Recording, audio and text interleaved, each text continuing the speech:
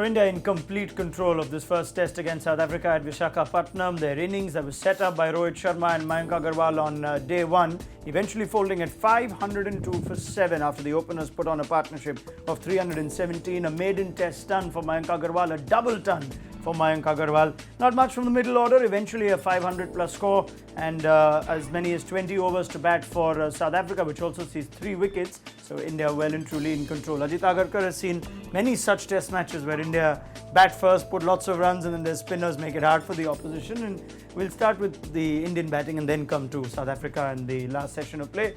Well done, Mayank Agarwal.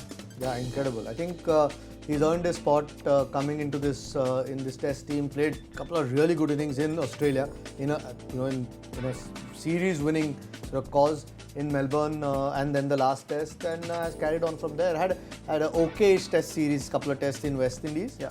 But once you've seen the value of someone who knows how to score big runs. I mean, that's because of the amount of runs that he scored in first-class cricket over the last 2 or 3 seasons is why he found himself in this team, and you saw that value, that once he got in and got past that first 3-figure mark, wasn't satisfied, made sure that he got a big one, because at that point there was another 100 for the taking if you were smart enough, and that's exactly what he did. I mean, with his game, the way it's built, and it's a good sign for India that in India for sure. I mean, I'm sure there'll be tougher tests to come when he travels, but in India for sure he's going to score heaps of runs. Yeah, especially given what the conversation around opening batting in Test cricket is at the moment. If you look at Mayank Agarwal's double hundred and where it stands in the list of the highest maiden Test tons for India, it's number 3. He was almost past Vinod Kambli, but that's a list that features 2 boys from Karnataka and 2 from Bombay. Vinod Kambli and Dilip Sardesai, and a list which is led by Karun Nair.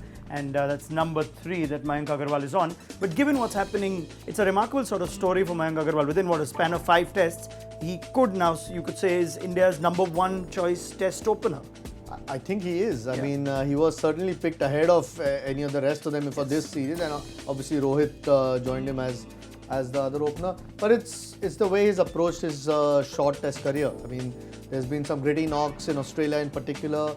And we've seen his stroke-making ability in any case. I mean, even in the shortest format, and you shouldn't compare Test cricket and that, but you've seen that he's not someone who gets bogged down. Yeah. He can score freely, and once he's set, he can play the big shot, play spin really well, which we've seen. Okay, not high-quality spinners that he had to face. I'm sure he's faced better in his career, but you still had to play well. I got the best of the conditions to bat and made it count, which is what you want to see in a young player. But if he gets in and gets an opportunity to try and score a big runs, and 200 is plenty. Yeah, it was that partnership of 317 that essentially is what gives India this mammoth first innings total. There wasn't much after, but credit to India's openers opening together for the first time in Test cricket. Rohit Sharma, Mayank Agarwal, 317 runs. It's the 3rd highest opening stand for India in Tests.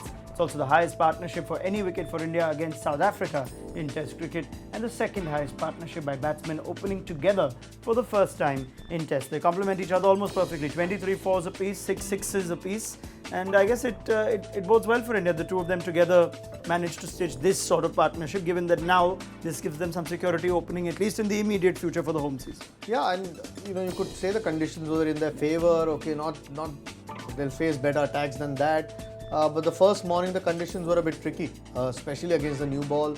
Both played sensibly at that point, and you can see both score quickly, score freely, use their feet a lot, play the big shot against the spinners, and very hard batters to keep quiet, which South Africa tried for a period yesterday.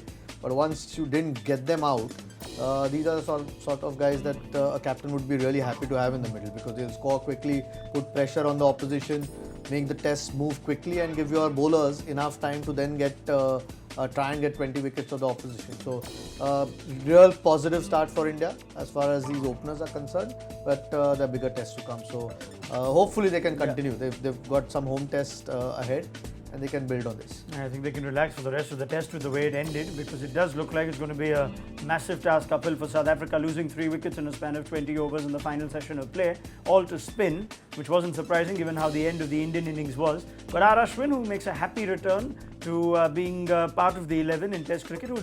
We have to say had lost his place as the number one spinner. And while it's only 8 overs, unbelievable to me, to be honest. So let's get into that. The evidence of just 8 overs getting 2 top order batsmen, it shows that he still has the merits to be India's number one spinner in Test cricket. Yeah, I mean, that's, in my opinion, he's the best spinner that India has still. I mean, unless someone really develops in Kuldeep Yadav or something, and then you have a different dimension to the attack. But if you compare him and Ravindra Jadeja does rely on a little bit of help from the surface.